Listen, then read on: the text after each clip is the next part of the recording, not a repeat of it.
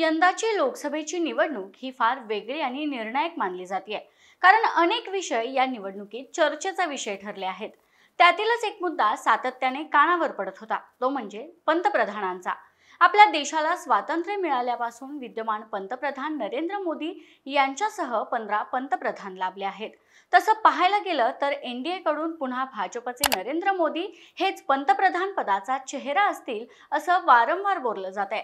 तर दुसरीकडे इंडिया आघाडीकडून काँग्रेसचे नेते राहुल गांधी हेच पंतप्रधान असतील असं बोललं जात आहे। इंडिया आघाडीत पंतप्रधान पदाचा चेहराच नाही असं सत्ताधारी भाजप आणि एनडीए कडून टीका केली जाते। मात्र या ठिकाणी एक प्रश्न साहजिकच पडतो, तो म्हणजे उत्तर प्रदेशच पंतप्रधान का ठरवतो?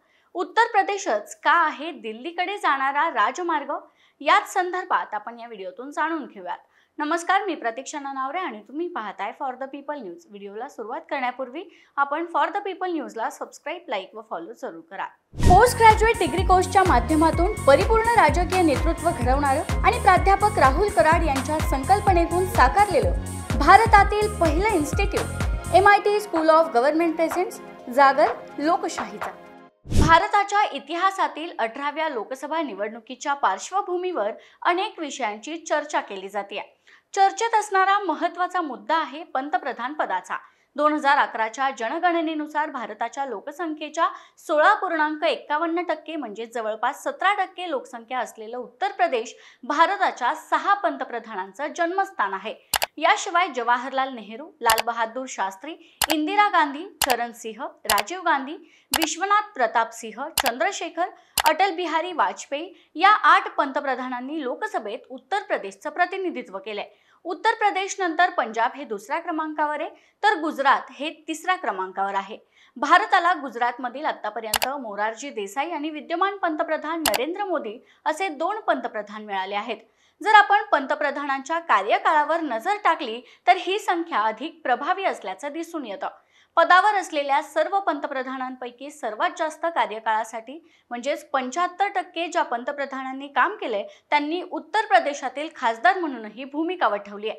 यामध्ये नेहरूंचा सुमारे 16 वर्षांचा कार्यकाळ, त्यांची कन्या इंदिरा गांधी यांचा 15 वर्षांचा कार्यकाळ, अटल बिहारी वाजपेयी यांचा 6 वर्षांचा कार्यकाळ आणि विद्यमान पंतप्रधान नरेंद्र मोदी 2014 पासून पंतप्रधान पदावर आहेत। PV नरसिंहराव हे आंध्र प्रदेशचे आणि राज्यसभेत राजस्थान आणि आसामचे खासदार असलेले मनमोहन सिंग वगळता प्रत्येक काँग्रेस नेत्याने पंतप्रधान म्हणून लोकसभेत उत्तर प्रदेशचं प्रतिनिधित्व केले। सैन्य आणि क्रीडा क्षेत्रात करिअर करायचे? नेताजी सुभाषचंद्र बोस सैनिकी निवासी शाळा पुणे।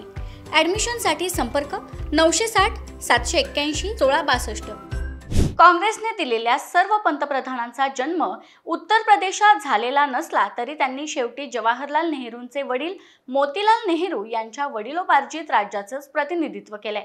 याचं आणखीन एक कारण सांगायचं झालं तर नेहरू गांधी कुटुंबाचा उत्तर प्रदेशशी विशेष संबंध आहे। मोतीलाल नेहरू अलाहाबाद म्हणजेच आत्ताचं प्रयागराज येथे गेले तेव्हा त्यांनी त्या ठिकाणी स्वराज भवन नावाचा एक मोठा वाडा विकत घेतला, जो की आधी आनंद भवन म्हणून ओळखला जायचा, ज्याचा वापर नंतर अखिल भारतीय काँग्रेस कमिटीच्या अनौपचारिक बैठकीचे ठिकाण म्हणून करण्यात आला।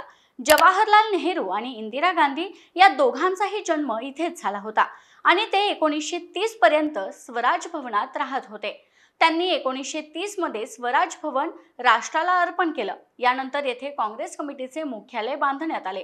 नेहरू गांधी वंशाने सातत्याने उत्तर प्रदेशशी संबंध ठेवले असले तरी राज्याने प्रत्येक वेळी त्यांच्यासाठी अनुकूलता दाखवली नाही। 1975 साली अलाहाबाद उच्च न्यायालयाने इंदिरा गांधींना निवडणूक गैरव्यवहारासाठी दोषी ठरवलं आणि त्यानंतर 1977 साली त्यांचा पक्ष काँग्रेस संपूर्ण राज्यात एकही जागा जिंकू शकला नाही। इंदिरा आणि राजीव गांधी दोघांनी अनुक्रमे रायबरेली आणि अमेठीच्या जागा गमावल्या आणि मोरारजी देसाई त्यावेळी पंतप्रधान झाले।